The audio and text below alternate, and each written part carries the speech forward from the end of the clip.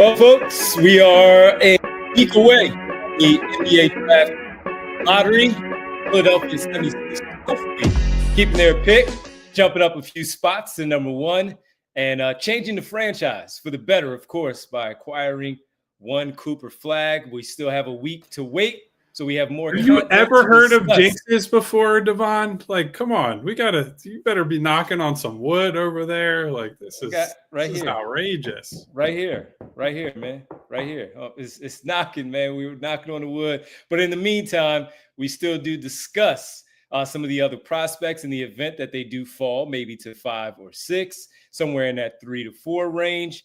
And we have plenty to discuss there for the Philadelphia 76ers now a week away. Welcome to the PHLY Sixers podcast on a Monday as we get back at it. Hopefully everybody had a great weekend. Kyle Newbeck, Derek Bodner, I'm Devon Givens. Bree producing as always. We're on home base. We're at home today, not in the studio. We'll be in studio tomorrow. Wednesday, we'll be back at home once again. But today, we get to hang out at home base, to talk about a lot of this stuff as far as the draft goes. It's a mailbag Monday, so we will get into that as we start things off. But before we do begin, I want to tell everybody at allphly.com to make sure you please go sign up if you have not already done so, because Derek Bodner has posted the latest of the scouting report as Kyle and Derek continue to push out these articles about these potential prospects.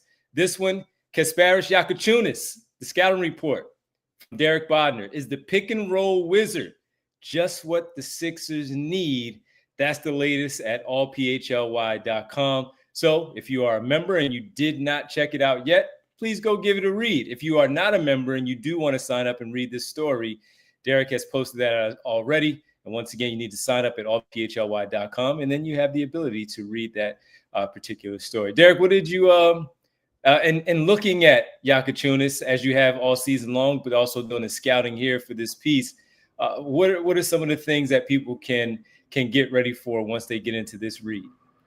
Yeah, I think what sort of jumped out at me there is, like, I always knew he was a good passer, and I really like that about his game. And I think the more you dove into it, the better of a passer he looks. Like, he is real good at not just anticipating, the pass that will be there, anticipating where the help is going to come from, but really manipulating them and drawing them into the rotations he wants them to make, so he can then make the reaction pass to where they left. And it's really fun to watch. I think it would fit really well alongside of Maxey and McCain and Grimes, whichever combination you keep.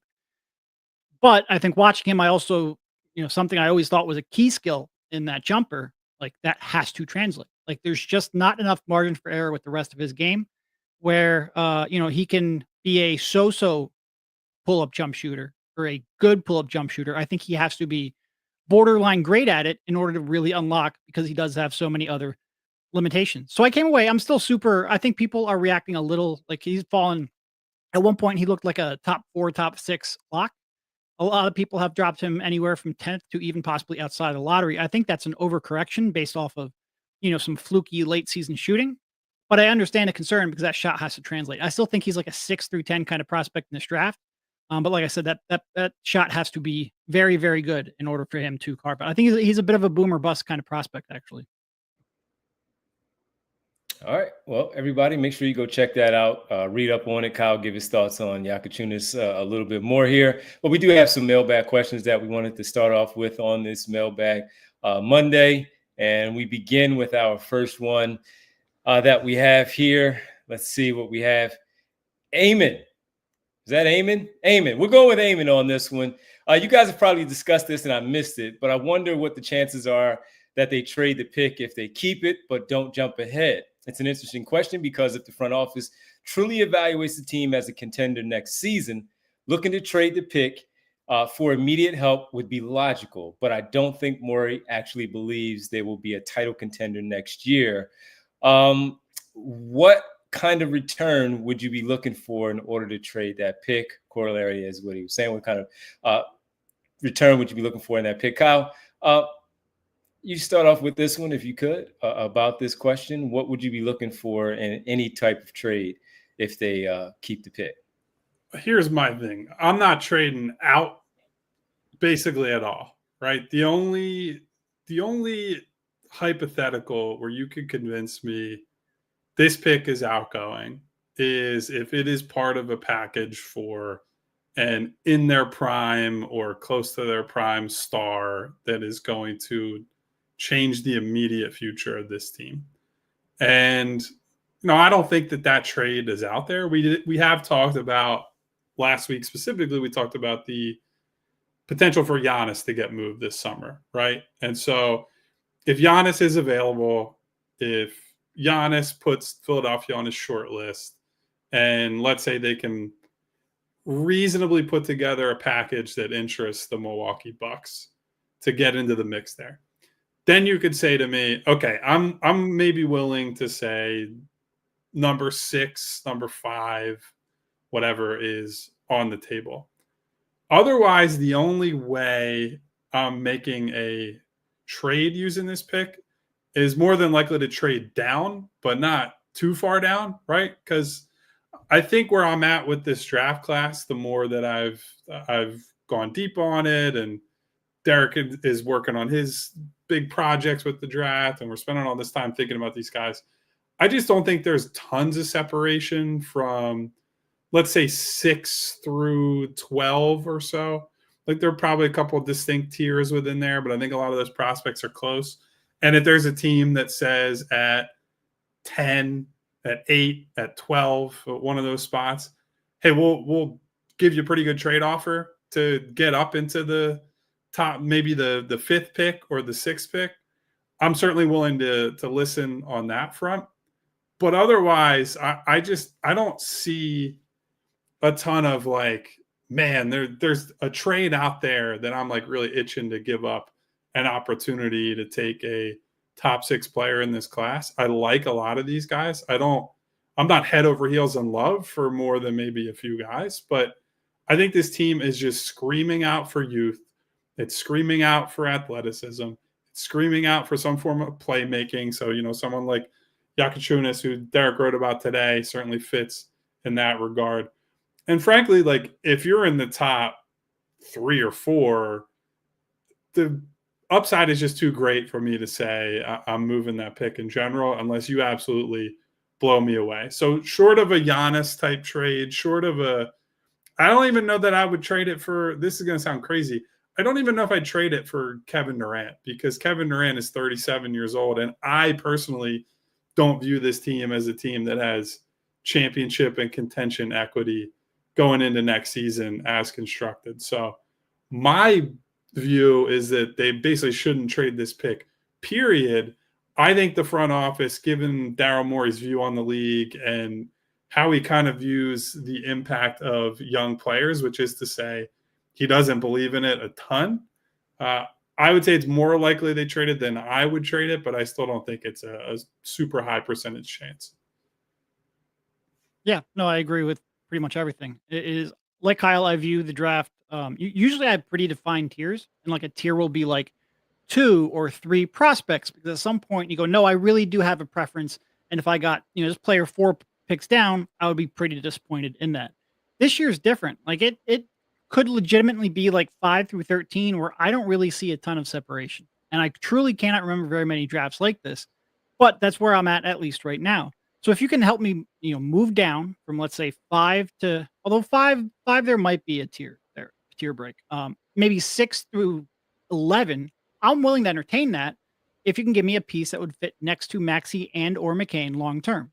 Don't need it to fit next to Joel Embiid at this point, but if it does, great. But those are the 2 you have to really concern yourself with. If you can give me a piece while moving down, I'm interested. Otherwise, in terms of just trading out of the draft, yeah, it needs to be a player where I say, yes, I believe in, they are so great, like someone like Giannis, where I think they can contend even if you get basically nothing out of Joel Embiid. And that is very, very unlikely, and that's relatively short term. So yeah, I'm pretty much with Kyle. Top 2 is pretty much a no trade for me, period. Outside of that, I need another pick in this draft and at least a useful long-term piece that can fit next to Maxey. I guess we're going to all 3 agree on this one, because I have no interest in moving anything, because I do like, as much as we talk about, there's not much separation with a lot of these players. We go from Concanipple to CMB to Malawaka at one point, and then go elsewhere, talking about Yakunis. They're all good players, but to your point, yeah, I mean, the fact that especially at the end of the season where Daryl Morey does finally say they need more youth and they need more athleticism, I mean, there's a ton of youth in terms of the talent in this draft with some athleticism there mixed in, where if they do decide to stick at 5 or 6, and we'll go over the names next week once things are finalized, and the Sixers stay in that top 6, knock on wood, Kyle, sorry about that, they stay in that top 6, that when they do that, then we're going to go all over the place once again about these players. But unless it's going to be something that just knocks out of the ballpark with an offer, then I'm cool with them just staying exactly where they are, taking a swing at doing the right thing. Daryl Morey has had a pretty decent draft track record while being with the Philadelphia 76ers. This would be the highest, where he's been able to work at 16 and 21 for McCain and Maxey, and even in the second round getting those other players. But he would have to hit on this one, and we'll see if he can do it. But I'm with you.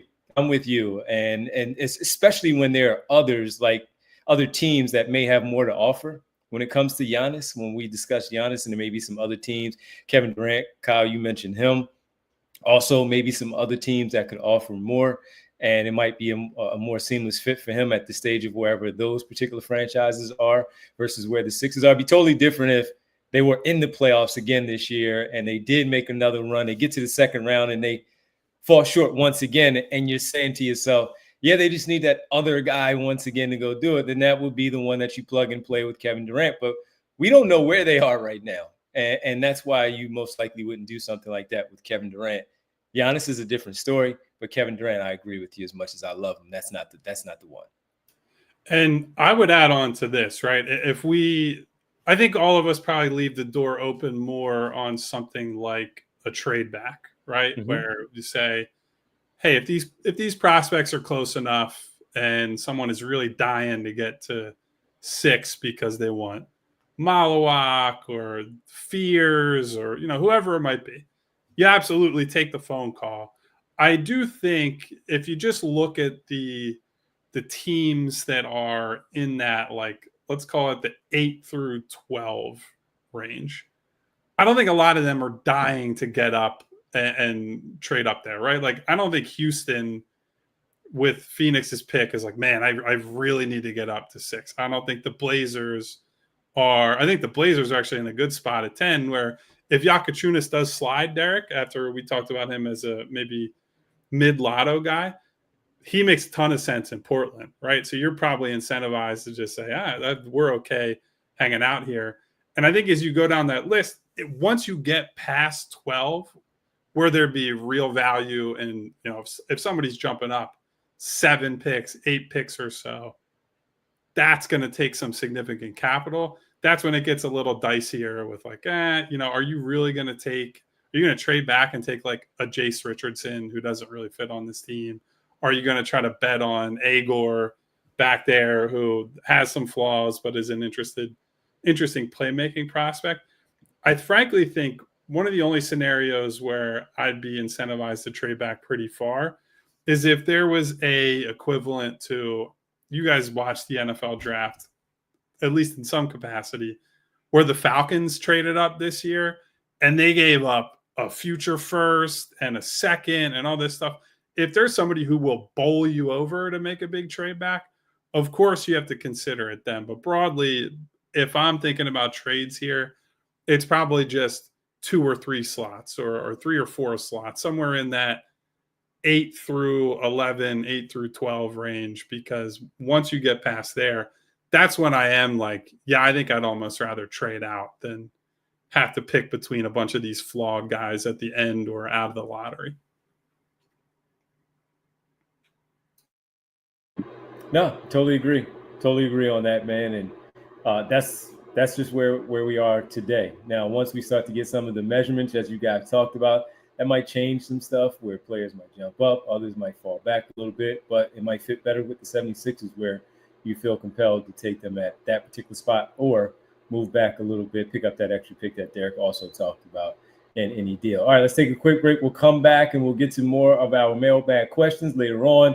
We'll get our daily tankathon spin from Derek, some news and notes conversation, more about the playoffs as they come to an end with the first round, moving on to the second round, get the guys' thoughts on the upcoming series as we move into the semis and much more. As we hang out with you on Monday, we're a week away, folks, from the NBA draft lottery. And we'll have our lottery party. We'll tell you about that as well a little bit later right here on the PHLY Sixers podcast. And guys, guess what? It is on. It is time to shop the Memorial Day sale at Ashley. Save $100 off of every $1,000 you spend.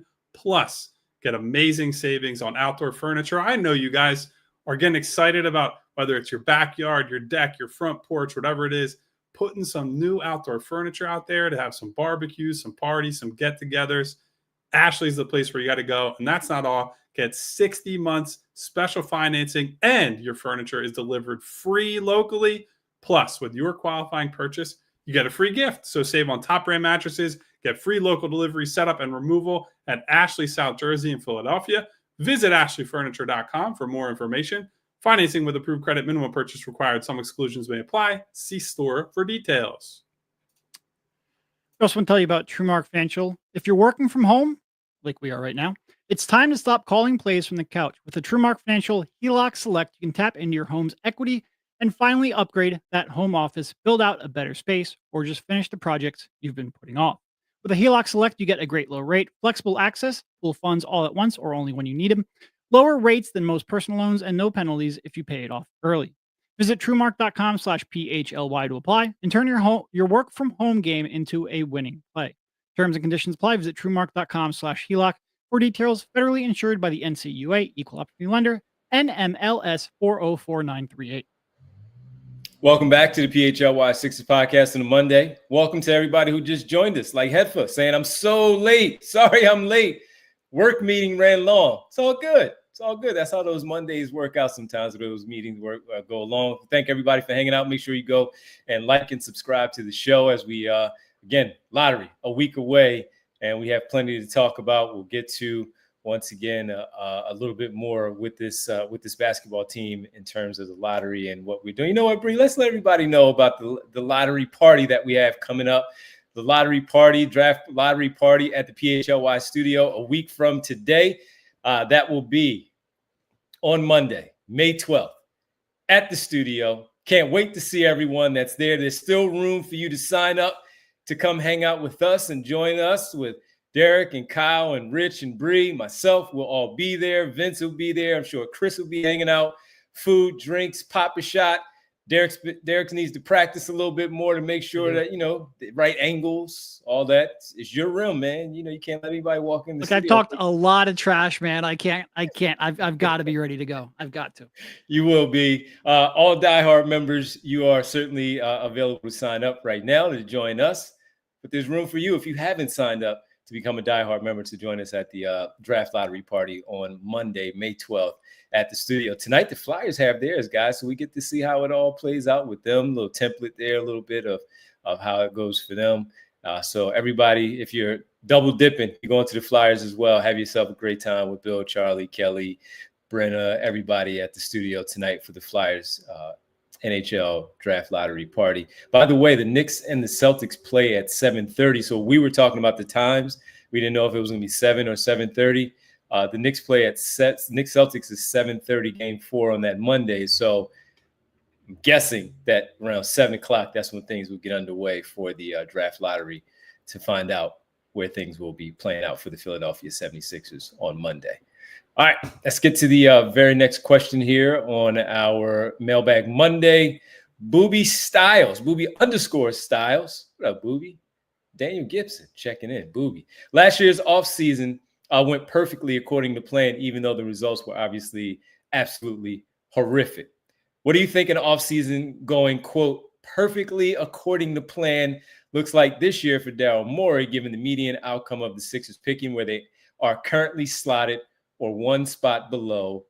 What would it look like for you? Derek, what's the perfect offseason look like? I don't know.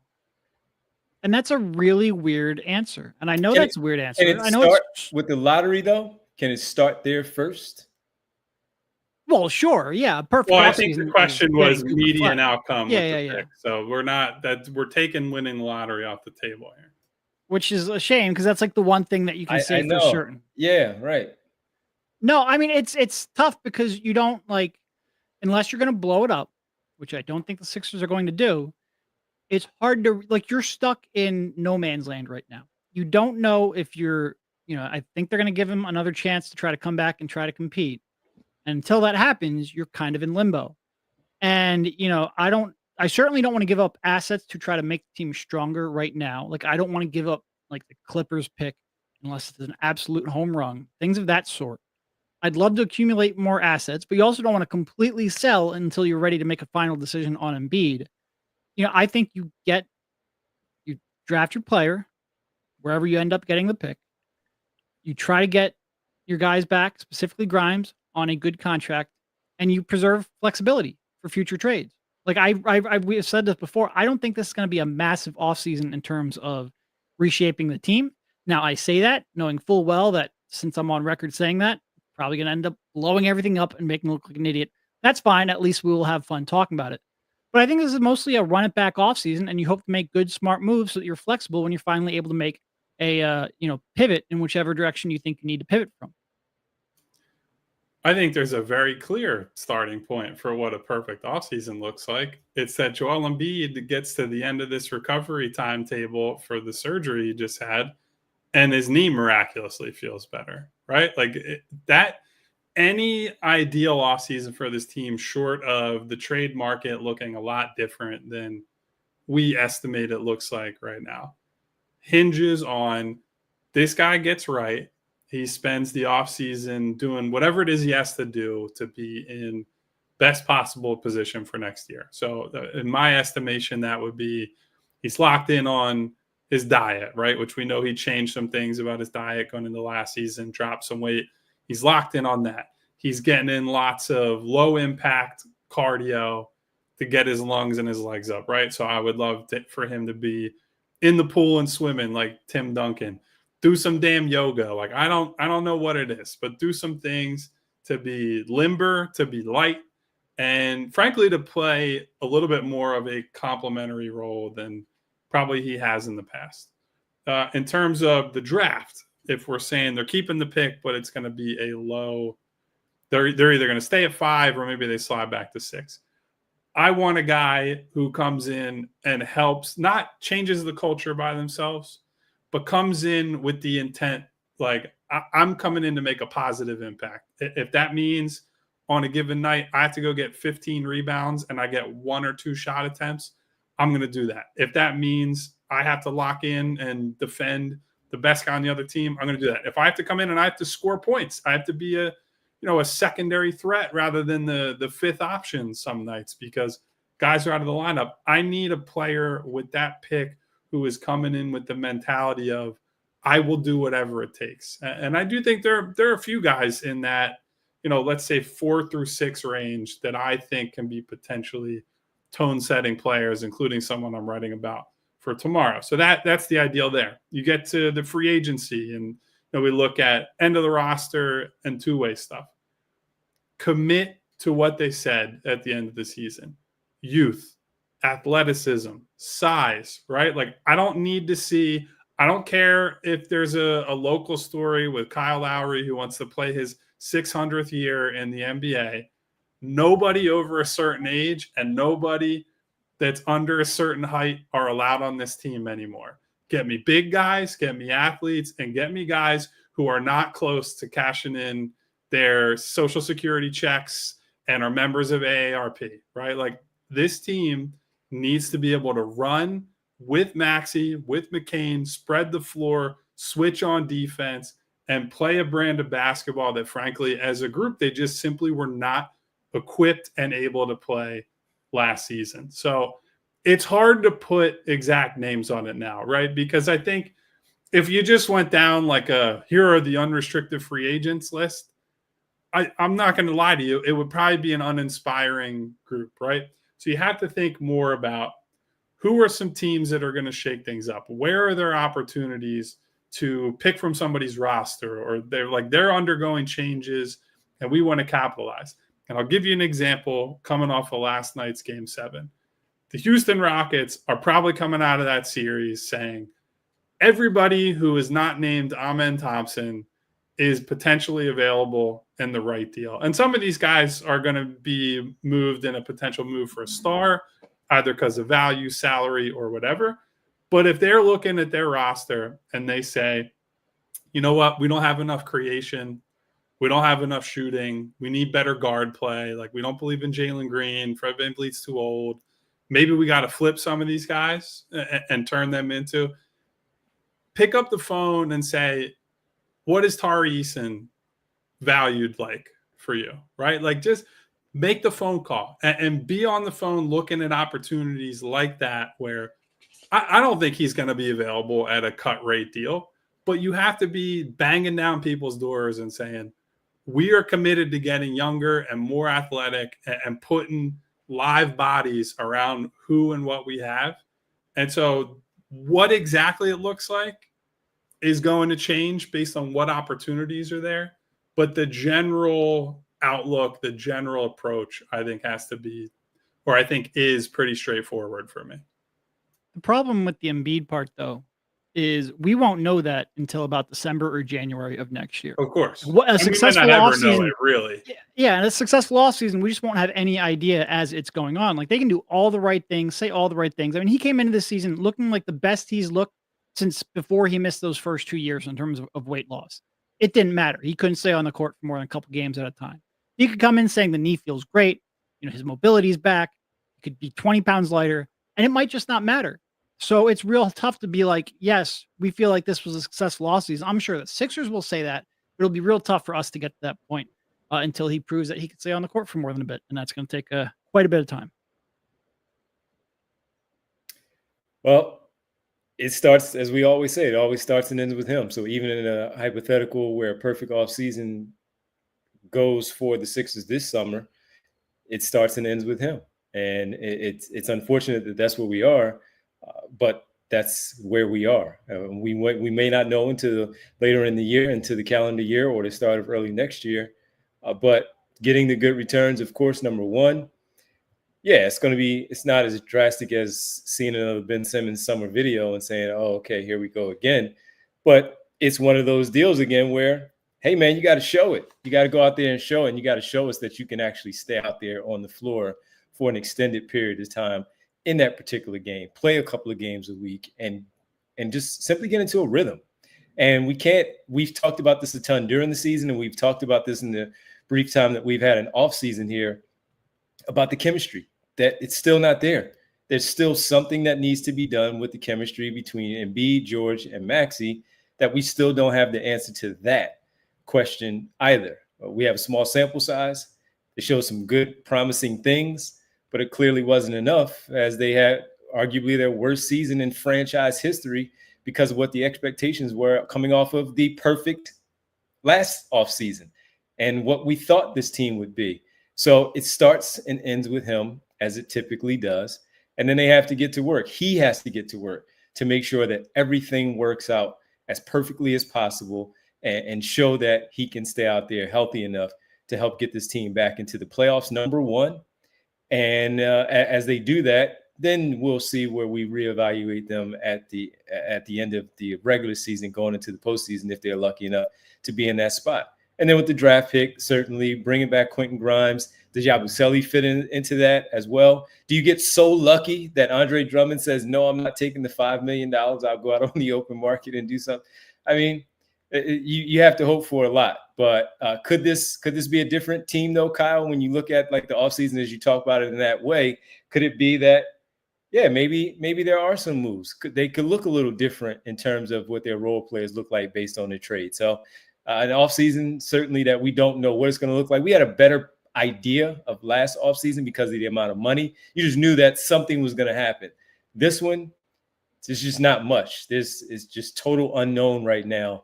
And it does help when you do have a situation like the Houston Rockets being knocked out in the game 7, and they showed a lot, but not enough to beat the Golden State Warriors. You see some of these other teams where things might play out also in the first round from Miami to Orlando, where other things might change, where, as Kyle pointed out, you make a phone call and you never know what that general manager, what that president of basketball operations might be willing to take from your roster as you also try to poach something from theirs. So interesting question. We appreciate it. And we have many more as we'll get back to those when we get back on this Mailbag Monday. We'll talk about the playoffs as they've gone along, going into the second round starting yesterday. More games tonight to kick off the second round series. We'll do all that on this Monday right here on the PHLY Sixers podcast.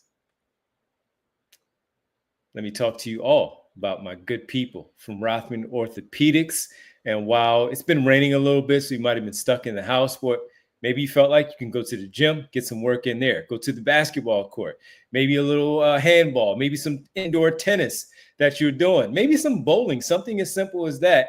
And you've been able to do that because you might have had some things done before where you needed to go get checked out with your body not being 100% right. But Rothman Orthopedics maybe helped you take care of your injury just like they did for me with my ACL and Achilles. So if you did do those things, but maybe tweak something, a little sprained finger or a little twist here with the knee or the ankle a little uncomfortable, and you need to go get it checked out, well, Rothman Orthopedics is the place for you. We've all been there trying to push through those nagging injuries or some pain overall, and it just doesn't get any better. That's why we trust Rothman Orthopedics. Rothman is running, again, this great place of 180 plus fellowship trained physicians specializing in specific areas of the body, a multitude of orthopedic services, including hip, knee, spine, shoulder, elbow, foot, ankle, hand, wrist, you name it, they have you covered. Rothman proudly serves dozens of communities across Pennsylvania, New Jersey, and Florida with 30 plus convenient offices, urgent cares, and walk-in centers. Year over year, Rothman consistently performs among the highest volume of hip, knee, shoulder, and ankle replacements in the country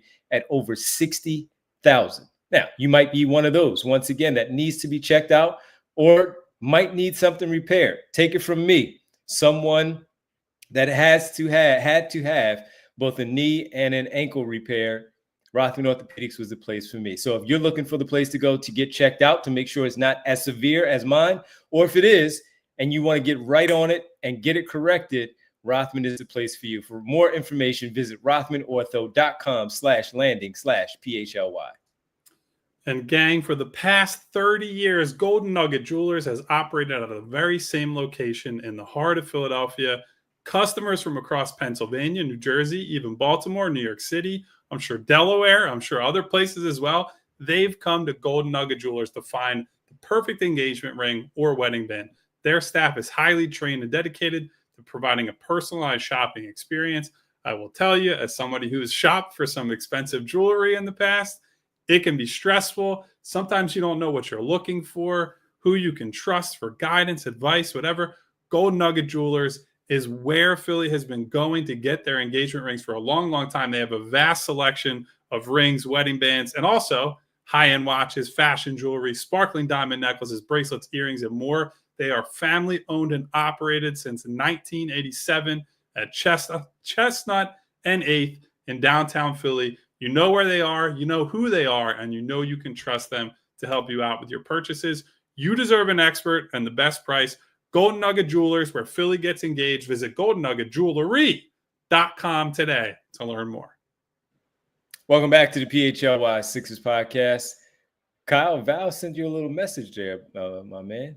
Val says, hey, Kyle, my son's going to the Kendrick concert tonight. Ooh. Look at that. Yeah, hanging out.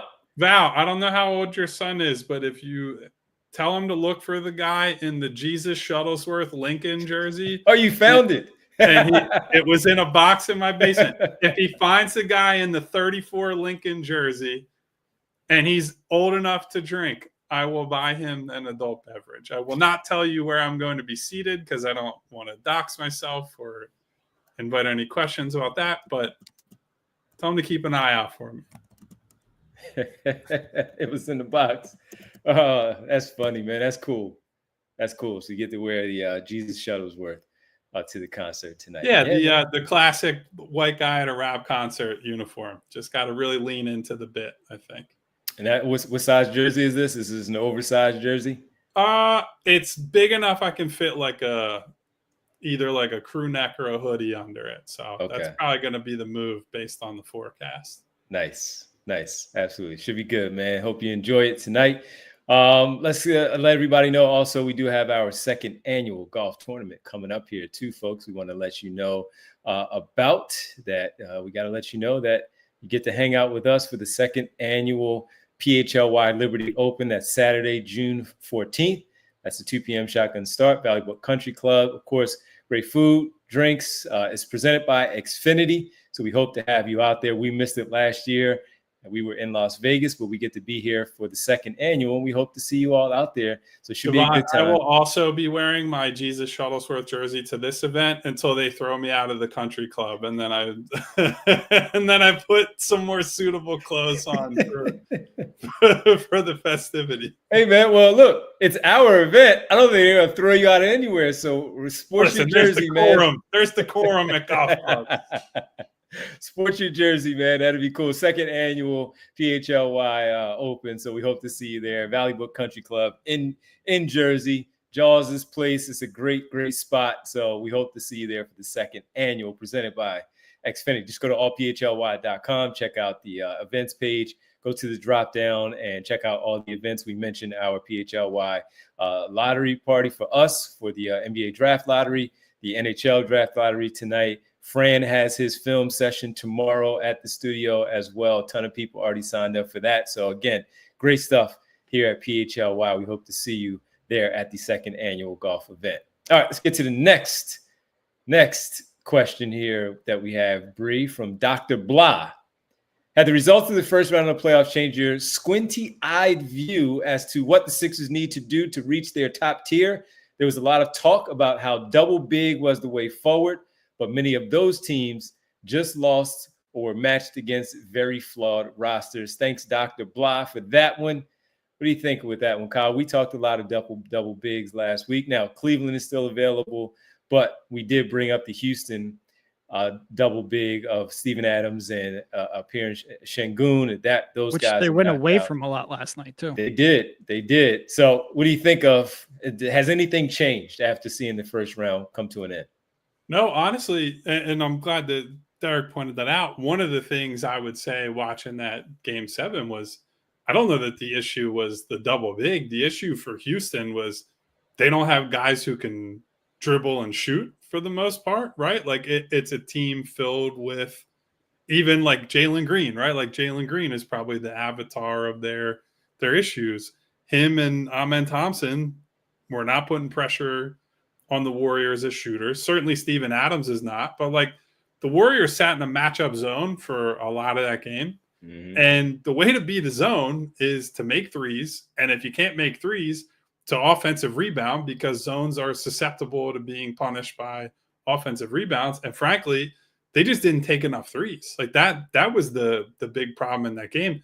I don't remember what they ended up finishing, but there was a point with like 8 minutes left in the game. The Rockets had taken 12 threes for the entire game. Golden State had made more threes than the Rockets had taken. And it was a credit to, Houston's defense and some of the other things that they did. Certainly Amen Thompson's play, that they're able to keep that game close.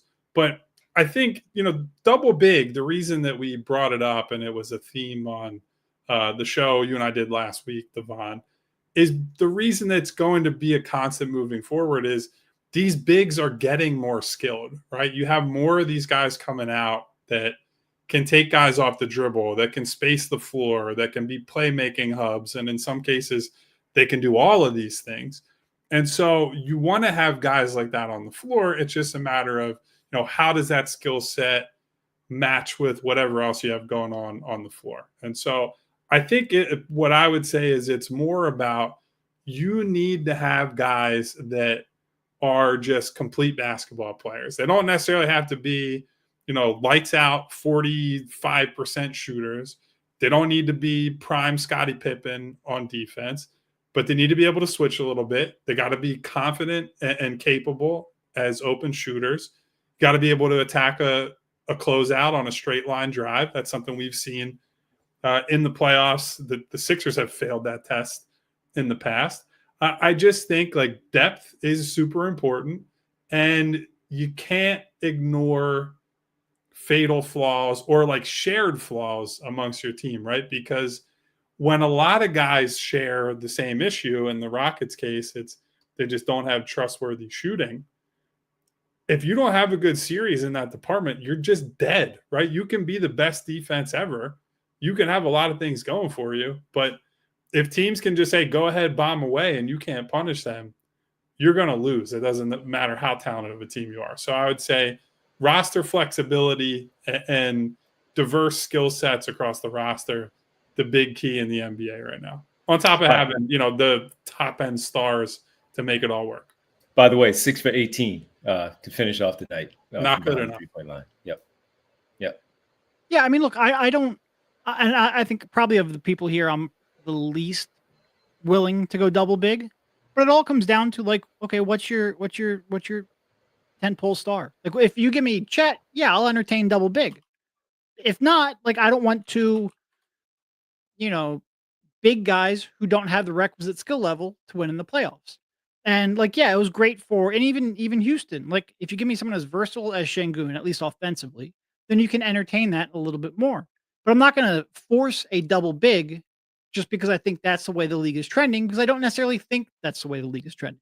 Like Hedviz in the chat talking about like, well, as big men get more and more skilled, okay, that's fine. If you get in a position to draft a big man who has that kind of perimeter skill set, then yeah, I will. Like, I don't care if you are tall, like, great. That's a benefit on the basketball court. It just cannot come at the expense of the perimeter skills, of the creation, of the shooting, of the decision-making that I think really drive this sport.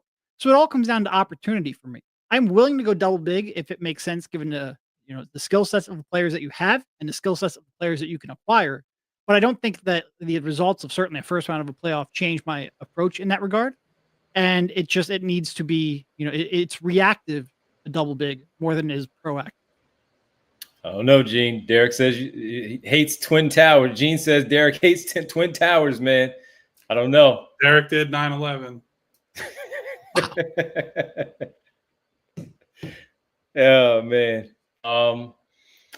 So what do you think about how let's say Minnesota uses it with, of course, last year it was Towns, Reed, and Gobert. This year it's Randall, Reed, and Gobert. It seems to work for them, at least for how they go about it. Yeah. I mean, I'm not a big Randall fan per se, and Randall isn't necessarily a traditional big in that regard. Like, he's more of a, power forward sized body, and early on certainly moved like that as well. No, I think that sort of works because you don't necessarily need to, like, the thing with Minnesota is they will very quickly pivot when something's not working, and they have the depth to do so. I don't think they're necessarily built around double big. They just have that as an option at their disposal. Yeah. All right. Let's keep it moving to the next one. We have one more. Garbanzo. I want CMB with the 5th or 6th pick. Do you feel like Maxey, McCain, Grimes, Edwards, George Embiid is enough shooting on the floor to make up for him as a non-shooter? Is it realistic think of a, here we go, quote, too big, end quote, lineup with him in the healthy but physically limited Joel essentially as a 4 on offense and the 5 on defense, Kyle? Boy, I have an article for you coming tomorrow, Garbanzo, where the Colin Murray Boyles propaganda train continues to roll along. I do think, I mean, it's weird to say 2 bigs, right, in a Joel with CMB thing, because CMB is not really a big. We're going to have to wait to see what the measurements are. He's a big in the sense that Draymond is a big, where you might play him at small ball center, and he's probably going to play initially as a 4. As far as whether the Sixers can make it work, it really is, no player in this draft has more of a swing skill than CMB's shooting, right? And we've brought it up on the show. It is not just that he has not made enough shots. He hasn't even taken them enough. We're diving into some synergy stuff lately as we're prepping for the draft. And CMB in his freshman year only took 9 total jump shots. I'm not talking about threes. He took 9 jump shots as a freshman. Now, as a sophomore, I think he got up to, I want to say it was 40 44, I believe, is the total number. 9 for 39 from three. That gives you 5 inside the arc jump shots, right? So broadly, this is a player who has not even thought about taking jumpers for the bulk of his basketball career. So it is not a given that he is ever a comfortable shooter on even like moderate volume, right? I need everyone to, I'm a believer in CMB. I think he is one of the best thinkers in this draft. I certainly think, based on stats, tape, whatever you want to say, he's one of the best defensive players, if not the best defensive player in this draft. But there is no way to insulate a non-shooter who doesn't even think about shooting if he never takes the next step there, right? So he has a lot of good work ethic indicators. He's got good indicators with touch around the rim, but free throw numbers are meh, and the track record of jump shooting just doesn't exist. So you can't draft him thinking like, oh, well, if he shoots, because there is a decent possibility he never shoots. You have to draft him, whether it's at 5 or 6, whether it's at 14, whether it's at 25. It doesn't matter where you take him. You have to select this kid thinking with your brain, not your heart, but your brain, he may just never shoot. And I have to be okay with that because of everything else that he does. I don't think that right now he's someone you can just insulate from the lack of shooting and what he would do spacing wise. I think why you draft him is super unique defender, creates turnovers constantly, can switch probably. I think he can defend bigger forwards and wings. I think in spurts, he's going to be able to defend guards. And I think the holy grail for him is if he measures in with like a 7'1", 7'2" wingspan, a la Draymond. His rim protection numbers are really good. Really, really good. Like the only player who's in this class who made a bigger impact on versus off was Thomas Sorber at Georgetown, who has like freakish rim protection numbers. He made a bigger impact relative to the other guys on his team than Malawak did at Duke. That's not to say he's a better rim protector than Malawak, but he made a bigger difference when he was on versus off with the rim number. So he can be a special defender if everything breaks right. Do not count on him as a shooter whatsoever. And whatever you get, consider it a bonus. So I take it a little differently. I don't think you can draft him with the top 6 pick unless you believe there is a reasonable probability he becomes at the very least a catch and shoot spot up shooter. Now, he obviously hasn't shown that at this point in his college career. He hasn't shown that on the floor, but you've got to talk to everyone you can about his work ethic, about his willingness to develop that shot, about the progress he's made. You've got to see him in a workout. I know workouts don't tend to be valued all that much. This is edge case. He literally didn't try them in college. You need some indication that he can go from a complete non-shooter to, at the very least, I will take the wide open 10-foot of space PJ Tucker threes at some point in his career. Doesn't have to be next year. In fact, it'd be completely improbable and unrealistic for it to be next year, but he has to develop into that. It's not just about Joel Embiid, because quite frankly, Joel Embiid's probably the type of big man that could help hide that the most, especially if Joel Embiid is transitioning into sort of like the Brook Lopez-esque role. It's about long-term fit in the NBA. Spacing is not about one shooter that can make a difference. Spacing is about one shooter that can make it, at least in a positive way. Spacing is about one shooter that can make a difference in a negative way. Teams are just so good at being able to help off of him. He has not to be an NBA player. He can be an NBA player without having a viable jump shot. He cannot be a top 6 worthy pick without at least becoming someone you have to think about guarding occasionally on the perimeter. And that's going to come down to work ethic and interviews and what progress he's made over the months since the season ended. You need not certainty that he's going to become that, but at least a little more hope than he has showed on the court so far. All right, Bree, let's one more question before we get to a few other things and get out of here.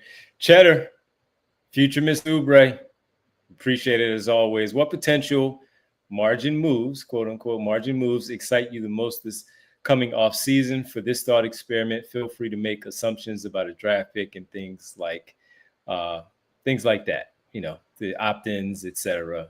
for this one. Derek, margin moves, what excites you the most this coming off season? The 35th pick in the draft, both because I think that's a pretty good draft pick, and because Daryl Morey has had a lot of success with either late first round picks or undrafted free agents. So what can Daryl do with this pretty, I don't call it a prime asset, but a pretty worthwhile asset and one you should have a reasonable amount of expectations for. Picks in the 30s tend to be a lot higher hit rate than picks in the 40s and 50s. Obviously, I think this is a class that does have some depth to it. So I'm really looking forward. Can Daryl Morey find another, let's not talk about like McCain or Maxey because those were in the teens and 20s, but like, can he find another Adembona? Can he find another Justin Edwards? Something like that. That could be a longer term piece. I think that is the second most interesting aspect of this offseason.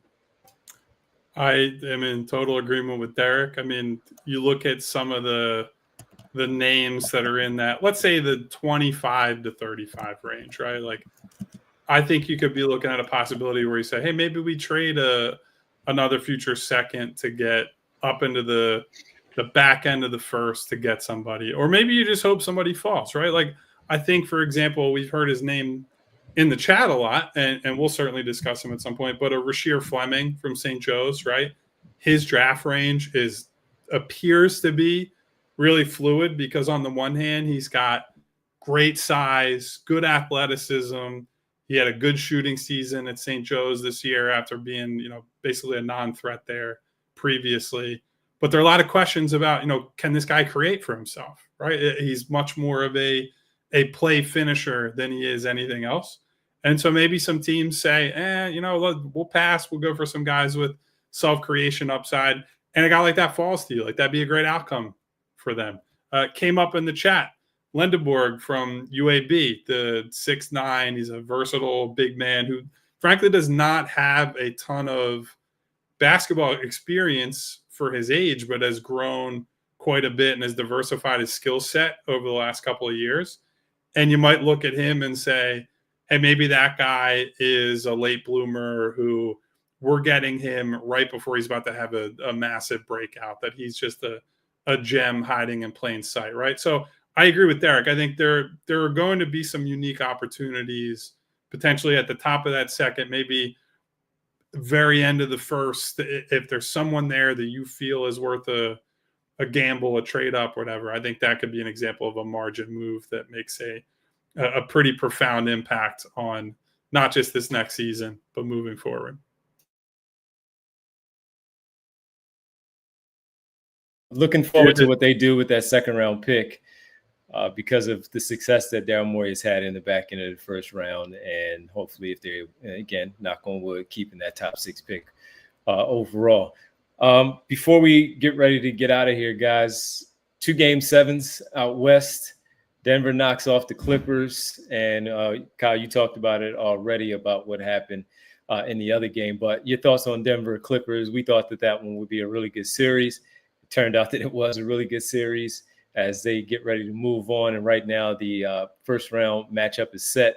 Thunder Nuggets and Timberwolves Warriors. But the Nuggets 120-101 over the Clippers.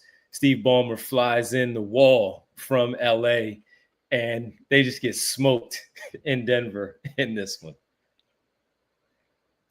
Yeah, that was a game that I pretty much tuned out on at the halfway point of the third quarter. It was very clear it was just over. So I had a lot more fun watching Rockets Warriors because there was at least some drama heading into the fourth quarter. I think all these matchups, especially now that Indiana stole one off Cleveland to open the series, and Cleveland's a little banged up right now, right? There's some questions about, will Hunter play game 2?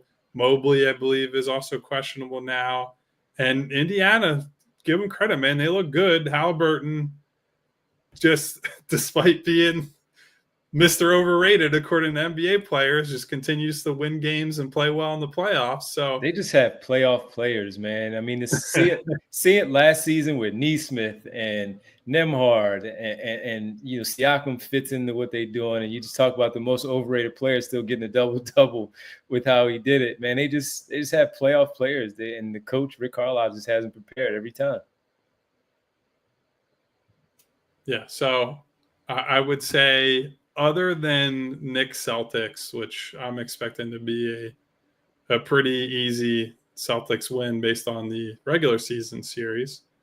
All these series have some matchup intrigue and potential to go 6 or 7 games. So I'm looking forward to all these.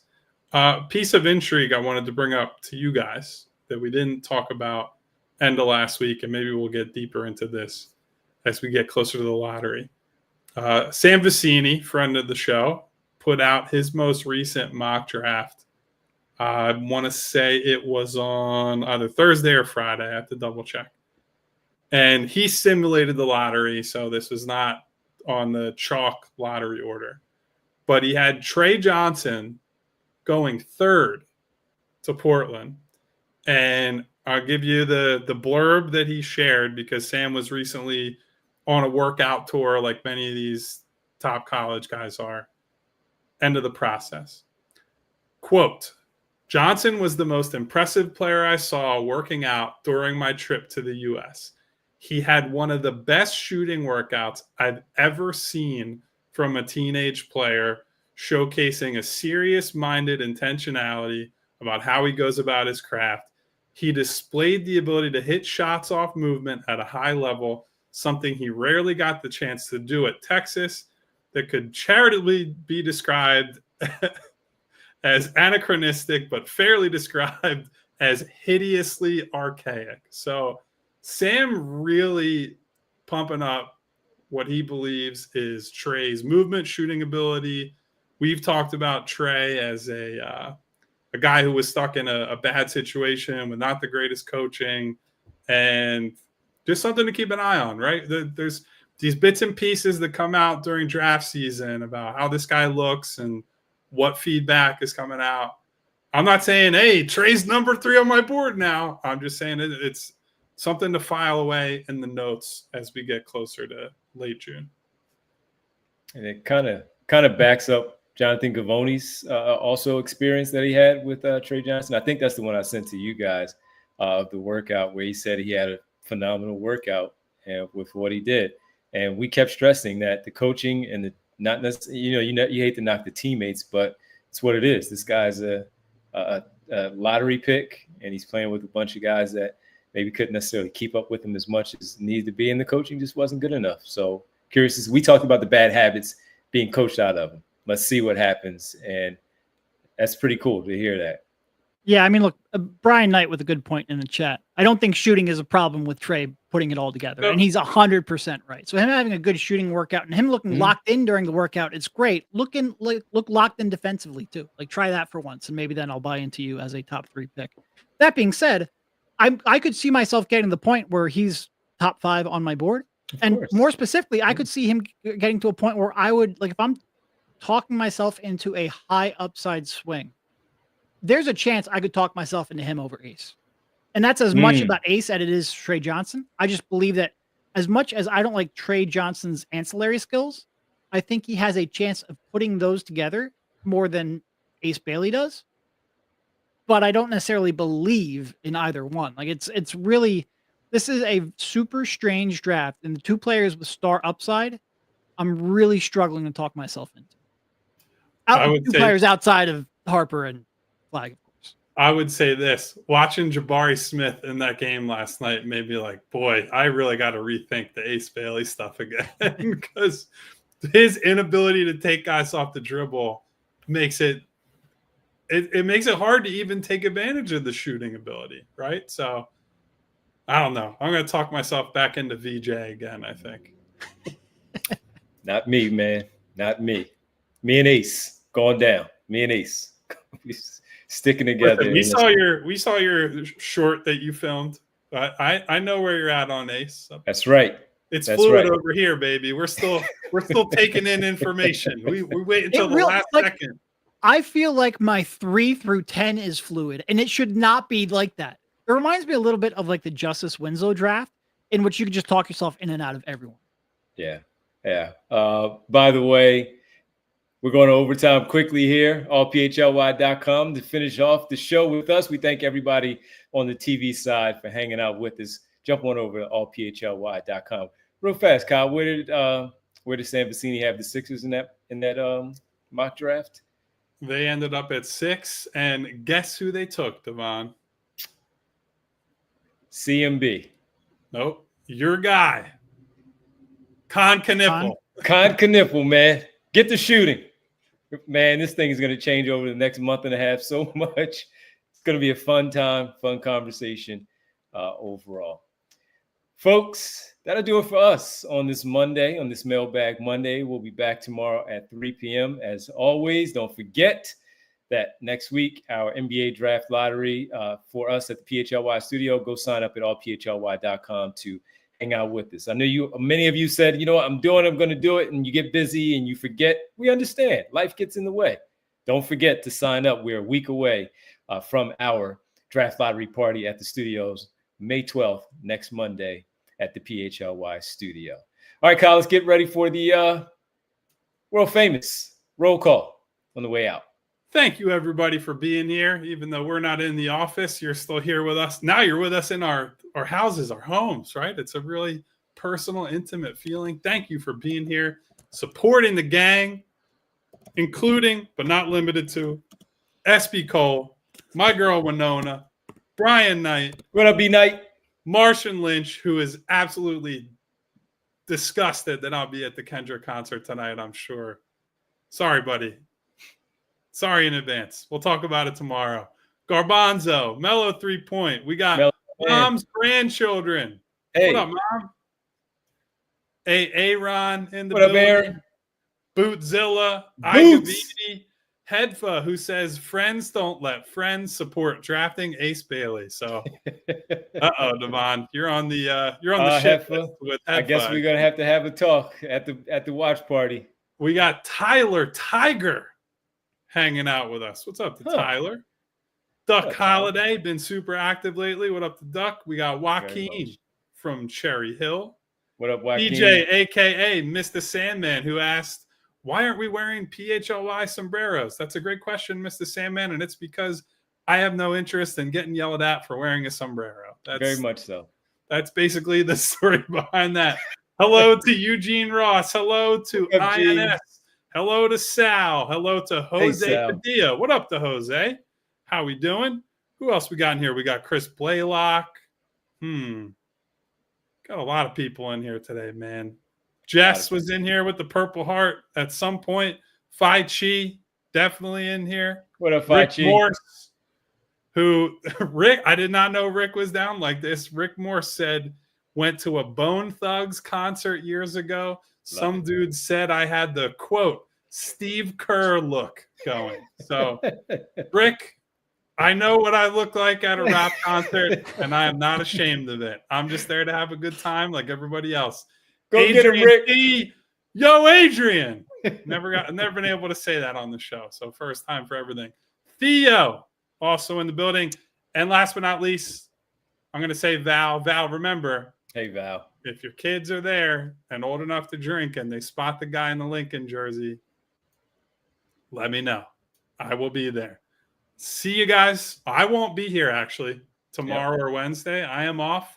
Devon and Derek have you in their capable hands 3 o'clock tomorrow, Wednesday, Thursday, Friday, because that's what we do every day. Until then, goodbye, everyone. See you later. See ya. We all silly like the